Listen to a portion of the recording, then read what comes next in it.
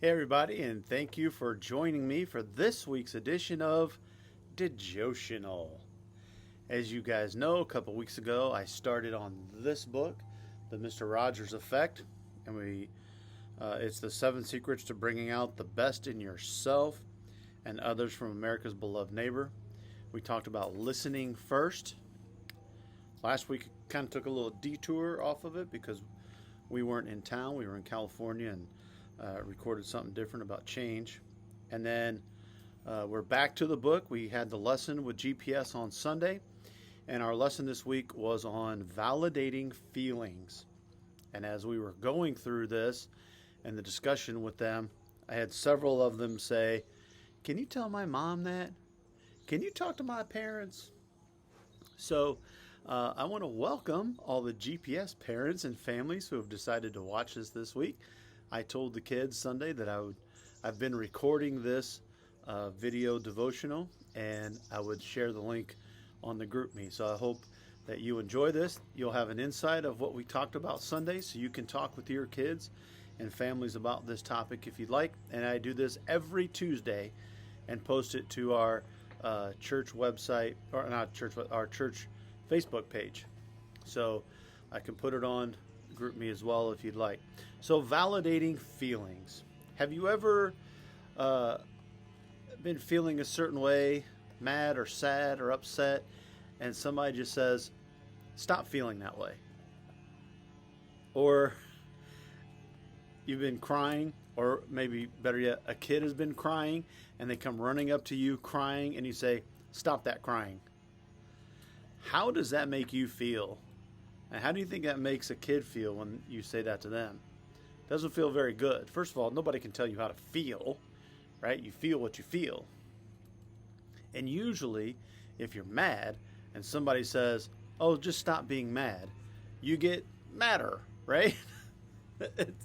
I know I do. So we've got to figure out a way to validate feelings. Now, Mr. Rogers, in a different book, in a book called The World According to Mr. Rogers. Amazing, I don't know where that came from. The World According to Mr. Rogers. He says, people have always said, "Don't cry," to other people for years and years.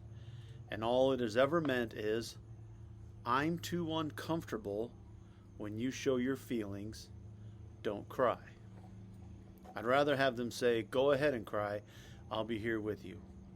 So what Mr. Rogers is saying, when we tell people to stop feeling that way or don't cry, we're really telling them, "I'm uncomfortable with your feelings, and I'd rather not talk about it."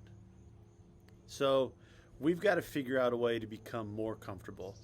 Mr. Rogers often taught viewers on his show how to talk about and manage feelings. He taught that whatever is mentionable is manageable.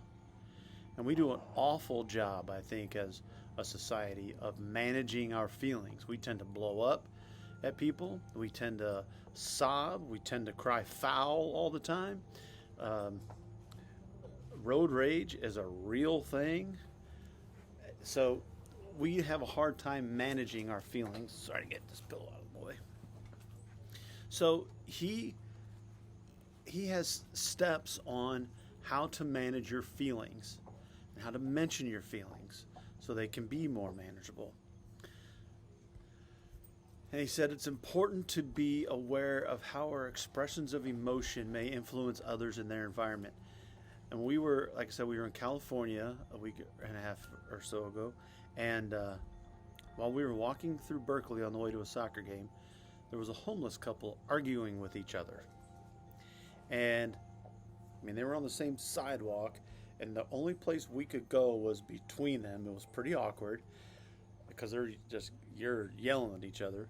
And the guy says to her, "You stupid B word," not going to say it. And she said, "My attitude is a reflection of your anger." That's pretty cool, but it's true, right? Aren't we a reflection of another person's behavior in any kind of communication? If somebody comes up to us all excited about something, don't we get excited too? If they come up sad, don't we get sad? If they come up angry, don't we also feel their anger and become angry with them? Emotion management skills can be learned at any age. But as with most things in life, it can be challenging to adopt new skills when it requires unlearning other behaviors or coping mechanisms. We've all grown up in different environments. We've all grown up in different circumstances. Even siblings have different situations because they have different friend groups, different classes, different likes and dislikes. So that's where the importance of Mr. Rogers' secret number 2 comes into play, validating feelings.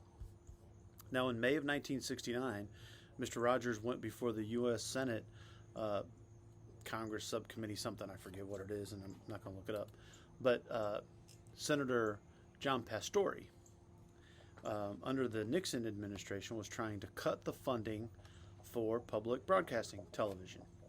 And they had gone through 2 days of rigorous debate, anger, people were just flying off the handle for 2 days, according to what I've read. Then on day 3, Mr. Rogers gets to approach the committee, and Senator Pastore introduces him, and they start talking, and Mr. Rogers, in his calm, mellow, reflective voice, just speaks to Senator Pastore. And Senator Pastore even said at one time, "Hey, I've been known to be a pretty tough guy." It was well known that he was a pretty tough guy. Yet during this discussion, you could see Senator Pastore's tough guyness come down to match Mr. Rogers' calmness. At one point, Pastore even said, "I'm getting goosebumps." Then just 5 or 6 minutes into it, there's a video on YouTube if you want to watch it. You can watch. I've watched it several times. I showed it to the youth on Sunday. Senator Pastore just says, "Well, it looks like you just got the $20 million. Now, had Mr. Rogers gone in and said, "Oh, you guys are ripping us off. I can't believe what you're doing. You can't treat our kids this way. You can't treat us this way," you think he would have gotten very far? No. But he went in with calm, cool emotions and brought the whole temperature of the room down. Mr. Rogers managed his emotions, and as a result, managed everybody's emotions because they were a reflection of his emotions. So he has in this book 7 steps, 7 practices that he has built in that he tries to do every day to help keep his emotions in check. And he feels that if he can keep his emotions in check, then he can help others with their emotions. You can't help somebody else if you're preoccupied with your own. So I'm going to quickly go through these 7 practices that he does. One is have someone to talk to. And we talked about that in week 1 a couple weeks ago. Everybody's got to have someone in whom they can confide, someone they trust, someone they can rely on, someone they can count on to just talk about anything without judgment. That's without judgment or competition. A lot of times we think we can go to our friends with some of the dirty laundry we have, but our friends are like, you hear how bad that person's got it? They tend to compete. Hey, my life's not as bad as that person. They tend to make it into a competition instead of actually consoling them and talking with them. So we tend to do that. You have to have someone that you can talk to, that you can trust, and has your best interest in mind. How do you become that person? Or how do you find that person? By becoming that person. We talked about that in week 1 too. You can become that person yourself, and it'll be easier to find them. Number 2, spend time in nature. One of the best Easter sunrise services I spent was by myself. We were in Florida. I walked out on the beach just before sunrise, and I sat there and watched the sun come up. I was listening to my barbershop quartet gospel music, to be honest, but my barbershop quartet gospel music, and it was just me and the ocean and God, and I loved it. It was awesome. Spend time in nature. Studies show that spending time in nature is associated with lower levels of stress and well-being. Go outside. Just sit outside for a few minutes. Go for a drive in nature. Put the top down, put your windows down, whatever. Go for a drive. Spend some time in nature. You'll feel better for it. Seek regular solitude. We never take times just for ourselves. We go somewhere in a room to hang out by ourselves, but then we text with people, or we're reading Facebook, or we're chatting with somebody, doing Snapchat, whatever. We're never truly by ourselves. Take some time for yourself. Listen to music, read, write in a journal, pray, whatever you want to do just for yourself. You have to take a few minutes every day for yourself. Everybody will live for a few minutes. Take some time to yourself. Read regularly for inspiration. We read junk all the time with no problem, right? But we have to every day take a few minutes to read for inspiration. We schedule eating, we schedule sports, we schedule music and homework and family and friends, etc. We also need to spend a few minutes for inspirational texts, devotions, scripture, whatever. Pats on the back, whatever it is. We have a friend, every morning she posts some inspirational quote on Facebook to start the day. I read it every morning. I love that she does it. She starts the day bright and positive, so it's awesome. Make it part of your routine. Express yourself artistically. We all need an outlet to express ourselves. Maybe yours is sports or exercise or music or dance or drawing or writing. Mine's building Lego. I have a ton of Lego here at home and at church. I love just a few minutes I have to sit, just read through my instructions, put my Lego together, do that. Be creative. No one cares if you're good at it. No one cares if you're the best singer or the best dancer or the best athlete. Nobody cares. If you enjoy it, do it. All right? If you enjoy it, do it. Encourage yourself. We are often our own worst critic. We put ourselves down. We always look at the negative. We do that all the time. I've told the kids I have little handbooks full of quotes. I collect quotes. I can pass them on to you guys. I can pass them on to whoever. But we've got to start looking at positive things in our lives.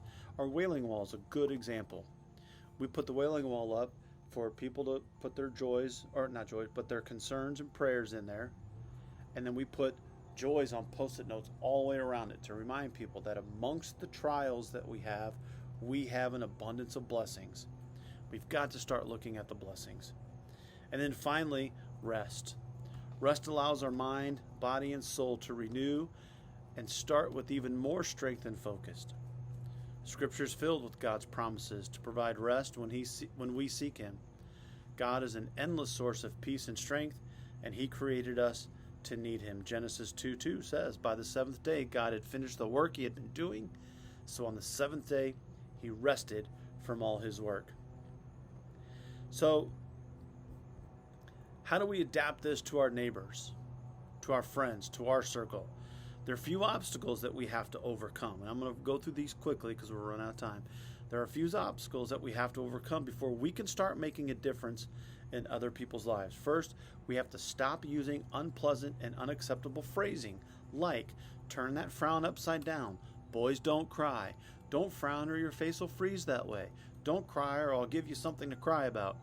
They're all simple and innocent enough, but they teach people that expressing their feelings is not okay. We have got to make sure it's okay for people to express their feelings. Stop rejecting and dismissing emotions. Again, go up to somebody and you're mad or sad, and they just say, oh, you're okay, it's not that big a deal, or you're really that upset about this. Yeah, they are. And if they're not upset about that, they're upset about something. And that's the key that you got to find out. What are they really upset about? Stop getting tangled up in your feelings. Have you ever been so upset at something that you just go off on the dumbest thing? Road rage is a perfect example. Am I really upset that somebody didn't put their blinker on or somebody's driving too slow? No, I'm upset about something else, but I'm taking it out on the person in front of me that's driving like an idiot. Just kidding. But we do that. When your kid comes to you crying and all upset, or a friend comes to you, are they really upset about that particular thing? Are they really upset that you looked at them wrong? Or there's something else going on? That's what you got to find out. We all get messed up in our emotions and we feel like we're not being heard. When we get mixed messages from people or we get inconsistent messages, you can get in trouble for something one day and then next day it's laughed at and forgotten about. Or a brother or sister or somebody gets upset at something, but then they joke with somebody else about it. Well, that's a mixed message. We get constantly bombarded with that and we don't know what the right thing is. So we got to be able to sort those things out. When someone comes up to me all flustered and mad or frustrated, I first try to calm them down because you can't really reason with a person that's and then I ask them why they're upset, why they're so upset. Why do you care? Now we have people all the time. It's social media is covered with it, with the politics, with the pandemic, the vaccines, masks, whatever. The art downtown, whatever, road construction. People get so upset, and I just want to say, why do you care? Why do you care so much? Maybe they have a legitimate reason. Maybe they have a really good reason. But oftentimes, they're mad about something else and they just want to spout off. So before you spout off, ask yourself, why do I really care about this? Why do I really care that the person in front of me is going this slow? You got to ask yourself why you really care. Avoid mixed messages about sadness. Sadness is often caused by losing something. Hey, shh, shush. Sadness is caused by losing something. If a loved one passes away, the dog's about to lose her vocal cords. Your friend groups change, your classes or schools change, your family dynamics change, important events get canceled, something like that. There's a grief period with everything that we lose. Sadness is caused by losing something. And we have to go through that grief period before we can move on. Loss or change disrupts our lives and we need appropriate time and tools to adjust. We can't just flip a switch and be okay. We got to allow time. Make anger manageable too. Anger is a tough one. When we get mad, there isn't much that will make us not angry, especially when someone says, stop being angry. So anger can be triggered in many ways. But as we mentioned in number 3 about your feelings being all tangled up, it's important to do your best to calm down and ask yourself why you care. Oftentimes, we get mad at things that are beyond our control, and no matter how mad and angry you get, you're not going to change it. The only thing you have 100% control, and I remind the kids of this all the time, the only thing they have 100% control over is your attitude. So that's a lot of stuff to unpack this week. If we can talk about unpleasant and overwhelming feelings, then they can be managed. Why are you so upset? Why are you sad? Why are you angry? And be ready to have uncomfortable conversations about it. You may not, if you're the type of person that always says, oh, stop crying, you're not ready to have an uncomfortable conversation about why they may really be crying. You've got to prepare yourself for those conversations. Emotion management improves relationships, health, and academic performance. So that's this week's De-JOE-tional. A little bit longer. Again, I say this every week. They're all a little bit longer than I was planning on, but I love this material so much. I've already started looking into the next secret. Secret number 3 of our book is pause and think. And man, it's a doozy. I love this next chapter, and I can't wait to share it with you next week. So that's this week's edition of De-JOE-tional. Thank you for joining me. If you got any questions or comments, just put them in the comments below. We'll see you all soon. So how annoying was the dog?